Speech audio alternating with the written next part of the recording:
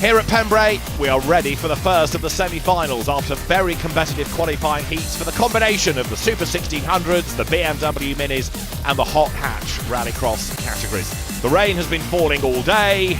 Let's see what the semi-finals have in store.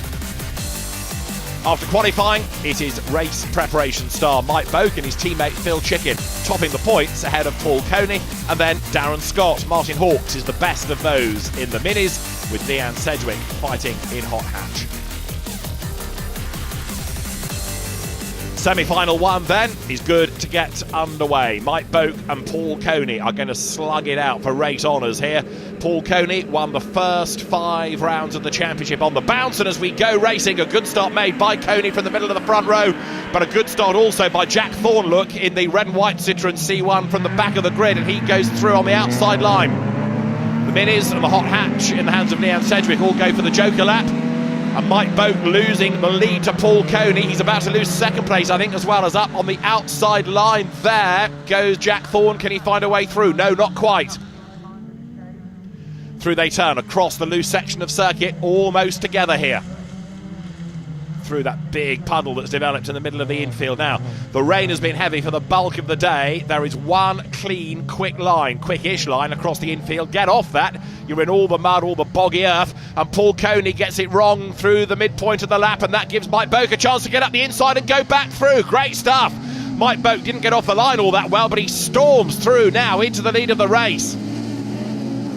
Boak goes by, he will lead at the end of lap 1, the MB Motorsport car ahead of Paul Coney, and there's all sorts of drama going on for fourth with one car, Bradley Durden's Mini, in fact, out onto the grass. Durden off the road. Hopefully he's going to be able to rejoin from there as the leaders dive down towards Hatchets. Mike Boak leading the way.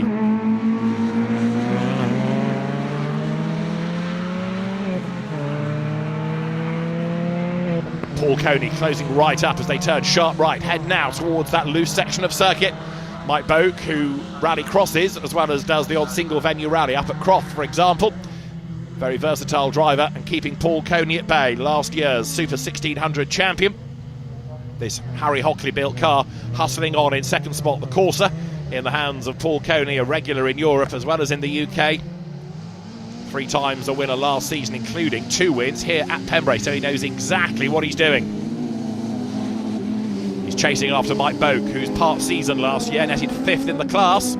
He did have a win at Croft at the end of the season, but Paul Coney, for the moment, in the Corsa VXR, is struggling, it seems, to bring down the gap enough to have a real go at him for the race lead. Mike Boak, having battled his way through, is away and gone.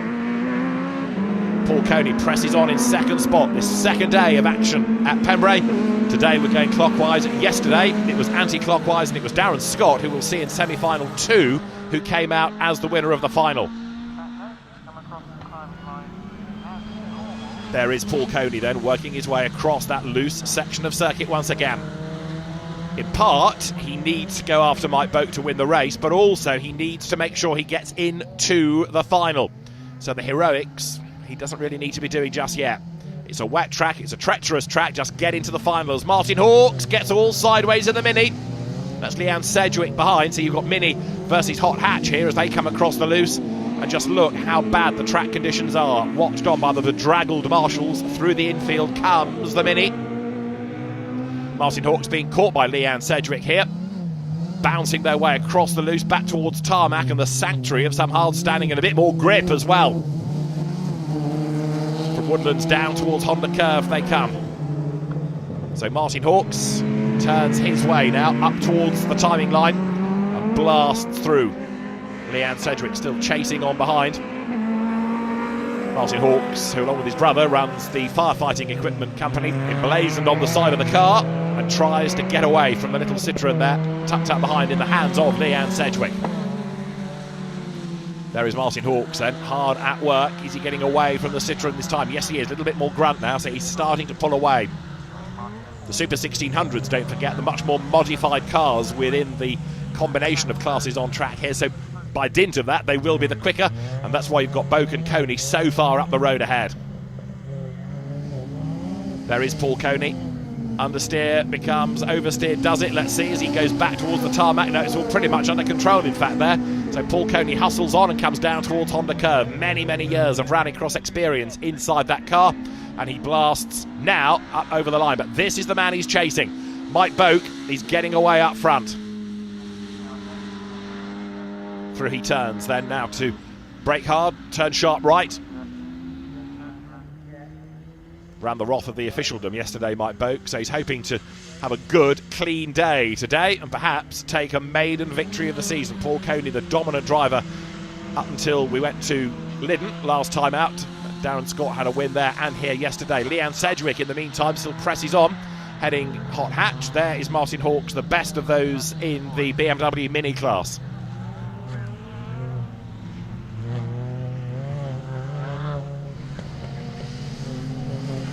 So Paul Coney sprinting his way back towards the tarmac, making sure more than anything that he gets into the final and gets up near the front of the grid. As now Mike Boak goes for the joker lap, so it's going to be a longer lap, a slower lap, and the gap will of course come down to Paul Coney, who will close right up to him. Through Benny Bend and Spitfires, and in the background he just caught a glimpse of Jack Thorne parked by the side of the road. But even though Boak jokers, he is miles clear of Paul Coney. Through goes Martin Hawkes to start his last lap of the race. Leanne Sedgwick closes up as the conditions get nastier once again. For the competitors, weekends like this work really well. If you have to make a long journey, and Pembrey is not local for many competitors, then maximise the track time. So they came for a day early on in the season, but here 2 days of action, 2 full point scoring rounds of the championship. There is Mike Boak heading for honours in semi-final 1 as he turns now down towards Honda Curve and then will sprint his way up towards the timing line. Checkered flag is waved and Mike Boak wins the first semi-final. Paul Coney a rather distant second. It's going to be interesting to see what the pace is like in the final when we get to that later on in the afternoon. So Boak wins, Coney is second, and a big, big gap between the top two from Super 1600. You've got Martin Hawkes coming through next. Leanne Sedgwick is on target to be the best of those from hot hatch, as up towards the flag comes Martin Hawkes. Let's just confirm the results. Boak, Coney, Hawkes, the top 3. Leanne Sedgwick, the only other finisher. Jack Thorne retired with a mechanical drama, and Bradley Durden we saw off the road as well. The second semi-final has Phil Chicken on pole position with double winner this year Darren Scott alongside then Drew Bellaby. The best of those are the minis ahead of Andrew Hawkes, and away they go down towards the hairpin at Hatchett's for the first time, and it's Darren Scott who makes the best start. Drew Bellaby goes for the joker, so too does Rob Methel there, one missing from the grid. Simon Saturday, so his hot hatch entry missing.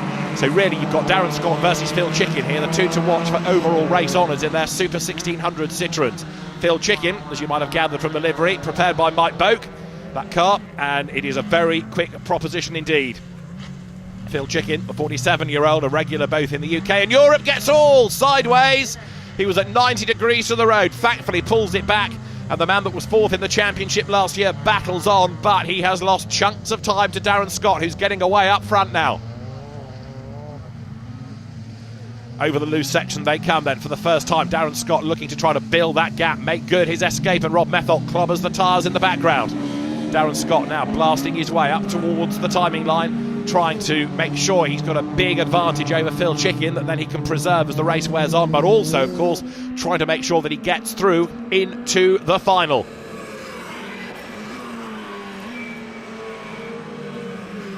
Down towards the Hatchett's hairpin they turn. Nose to tail, these two, pretty much, with Phil Chicken coming back at Darren Scott now.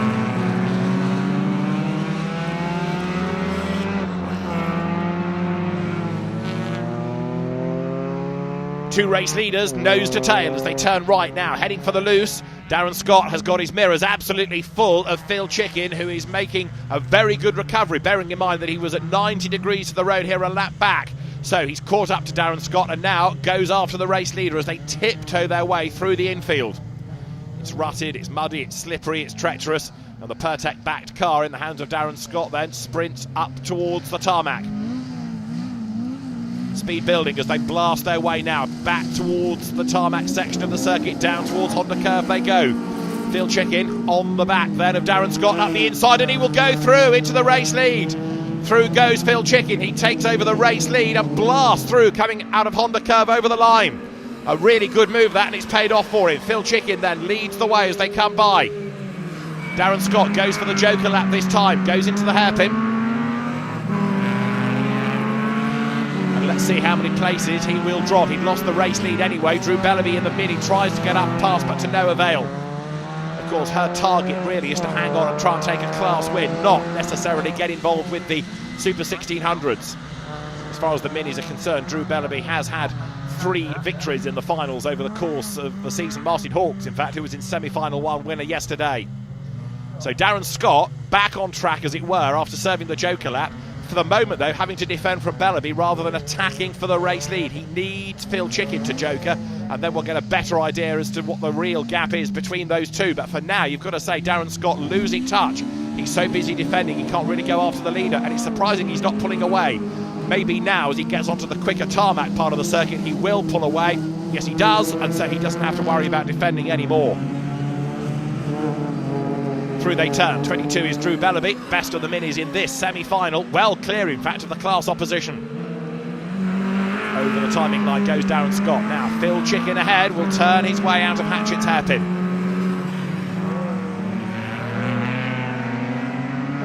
Minis side by side behind there, where we've got the cars in the hands of Andrew Hawkes battling with Rob Methold, and Rob Methold then pushes on.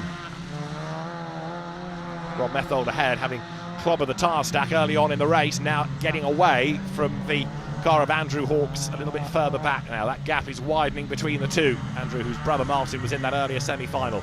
Flash of flame from the back of 66 Rob Methold as he just understeers way out wide. He just cannot slow the car down. And with all of that mud, all of that slippery water taking him further out to the outside of the road, he just cannot get the car slowed down. And look, as soon as you start to slide, you get off that clean line, you lose everything through the infield because you cannot turn in and you cannot maintain the momentum. So Rob Methold goes sliding out at one part of the circuit, and it costs him speed through, 4 corners in real terms. There, Martin Hawkes comes over the line. Rob Methold is on the tarmac and still fighting hard. Race leaders have gone through. Another lap is in the book, and Darren Scott turns now through Hatchett's. Phil Chicken continues to lead the way, looking very strong up front. Chicken has not had a final win this season. Could he secure one here? Because certainly the pace of the MB Motorsport cars looks good.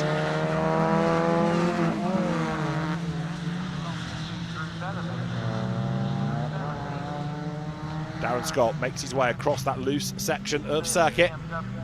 Tiptoes his way through with a very sideways Drew Bellamy behind. The gap had come down again, but Drew Bellamy all crossed up. She needs to hang on to this and make sure that a class win in the race goes her way. The last thing Drew Bellamy needs to do is go off the road and not get into the final. Phil Chicken comes through then, now heading up towards the timing line, still well clear in the lead of the race. Darren Scott is a distant second. Onto the last lap goes Phil Chicken, down towards the Hatchett's hairpin he comes. And he has become a very comfortable race leader. He will Joker this time, accelerates his way through that longer run round Hatchett's hairpin, and look, he's back on track even before Darren Scott arrives at the corner. So Darren Scott has really dropped a huge amount of time for no obvious reason in this race. Winner yesterday going in the other direction, but maybe Phil Chicken just revels in the wet conditions. And Mike Boat, remember, was very strong in his semi-final, so it's perhaps a good setup for the MB Motorsport cars. Drew Bellamy set for third and a class win within the minis here. So through they run now, across the loose for the last time, bit of damage on the back of Drew Bellamy's car.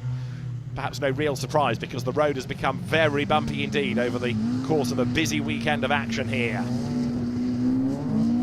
Phil Chicken sprints his way back towards tarmac, and this time towards the checkered flag. He's going to qualify for the final with ease. Where will he start? We'll find out shortly as Phil Chicken comes out of Honda Curve. Checkered flag is at the ready. Phil Chicken wins the second semi-final. Darren Scott heads for second, and there Drew Bellamy third as the cars come towards the line. Checkered flag is waved. Scott second then, and Drew Bellamy third, but a class winner from the minis. Fourth and fifth together at the line. Martin Hawkes just with Rob Methold alongside him. Now, who came over the line first? Waiting for the timing screen to update. It was very close indeed between those two, whereas Phil Chicken can celebrate an easy win in the second semi-final. Phil Chicken it is then who goes through victorious, just like teammate Mike Boat.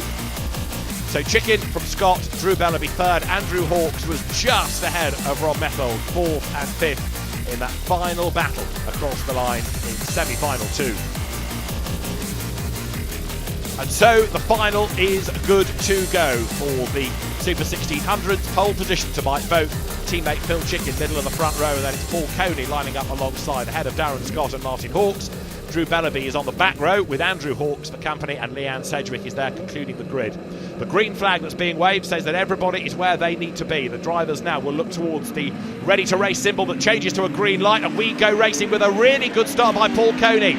The road is drier for the final than it was for the semi-finals. It's going to be faster. There's even the hint of some sunshine. And as the Super 1600s all joust through hatchets for the first time, Coney from the outside of row 1 has got better drive off the line and leads the way. Boat versus Chicken versus Scott, second, third and fourth.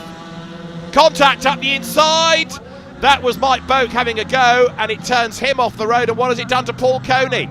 Let's see as Mike Boak rejoins. Has Paul Coney survived? And if so, is he still in the lead? Yes, he is. Amazingly enough, the bite a bit there. Mike Boak went for a gap on the inside. Contact between the two, and so it is Paul Coney who leads the way with Phil Chicken second. Darren Scott is third, but has Paul Coney's car picked up any damage as a consequence of all of that? We'll see in a moment as the field now battles its way onto the tarmac once again. Paul Coney leads the pack.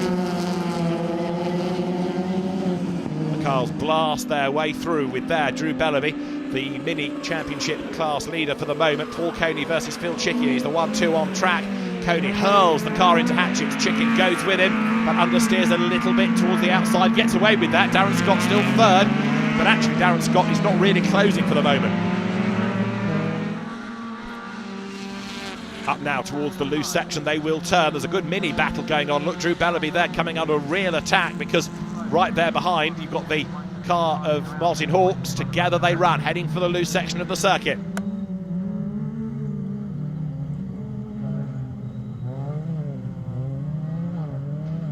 The two minis then run together. Drew Bellaby ahead, Darren Scott further up the road. Remember, he's running third, but with work to do to catch up to the leaders.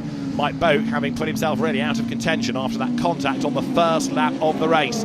Drew Bellaby, winner here, winner at Mondello, winner at Lyddon this year. Martin Hawks won the opening round at Croft and won yesterday here as well. So you've got two of the real stars of the mini class here going head to head.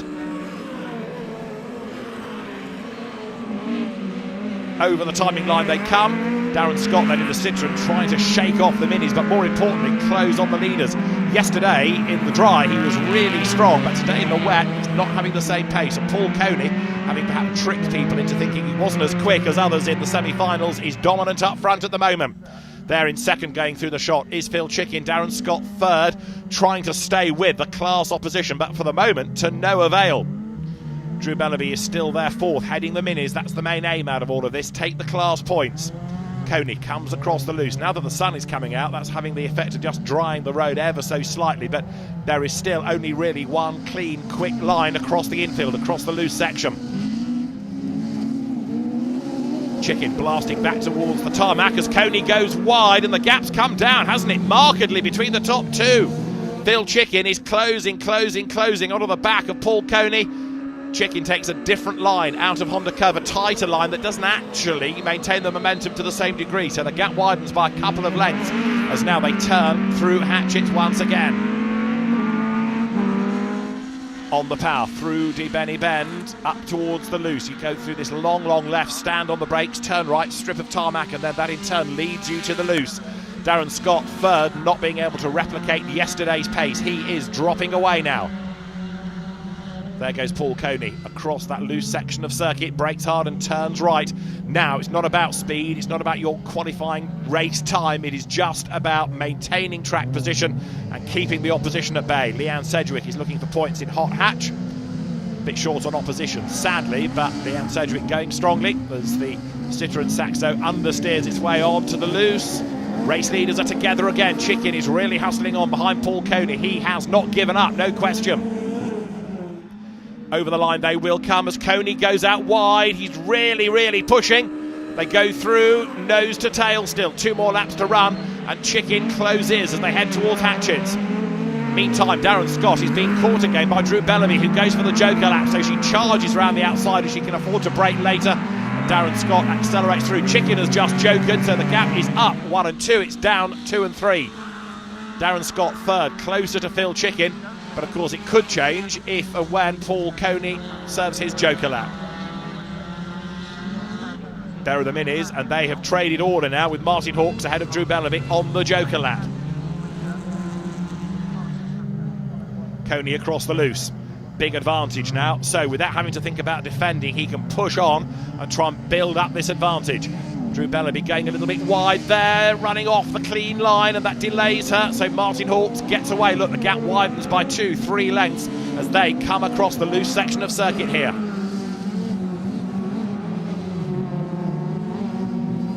Up towards the line, will charge now Paul Coney. Is he going to serve the Joker lap at the start of the last lap of the race? Looks like he will have to do, so he brakes as late and as hard as he dares. Scrabbles into the right-hander. He's back on the power now. Paul Coney stays ahead of Phil Chicken, and the gap enough, I suspect, for Coney, given all of his many years of experience, to hang on to it, but he makes a mistake. Heading towards the loose for the last time. Paul Coney hits the brakes oh so hard, and the back tries to break away. He corrects it, he hangs on to it. Has that compromised the run onto the loose? Well, certainly the gap has come right down, and another mistake, and Phil Chicken will be through. Has Paul Coney been able to regroup? Looks like he has. He's staying on that clean line as they come across the infield. There's really only one line through there, so you can't afford to stray from it. And Paul Coney is going to recover, and he will therefore take a 6th victory of the season, unless Chicken can fly up the inside coming out of Honda Curve towards the checkered flag. He tries to take a tighter line. They're going to be alongside each other. Here comes Phil Chicken, but it's not enough to deny Paul Coney a race win right at the very end. A great battle between the two. And in third will be Darren Scott as Martin Hawks comes home ahead of Drew Bellamy for a second mini win of the weekend. And then lower down the order, Andrew Hawks losing out at the last corner as Leanne Sedgwick goes by. Action all the way in Super 1600, the mini and hot hatch final. Paul Coney wins from Phil Chicken and Darren Scott. Martin Hawks, the best of the mini brigade. Leanne Sedgwick comes home victorious in hot hatch. Paul Coney leads Super 1600. He's 20 points ahead of Darren Scott, who's 8 up on Phil Chicken. There's one more round to go, don't forget, at Croft. And heading the Hot Hatch Championship there is going to be Leanne Sedgwick ahead of Shimon Zatilny and Tomasz Marciniak down in third. And what about the minis? That's being led now by Martin Hawks ahead of Drew Bellamy. Change from the top of the championship. Andrew Hawks is third. Can't wait now for the showdown.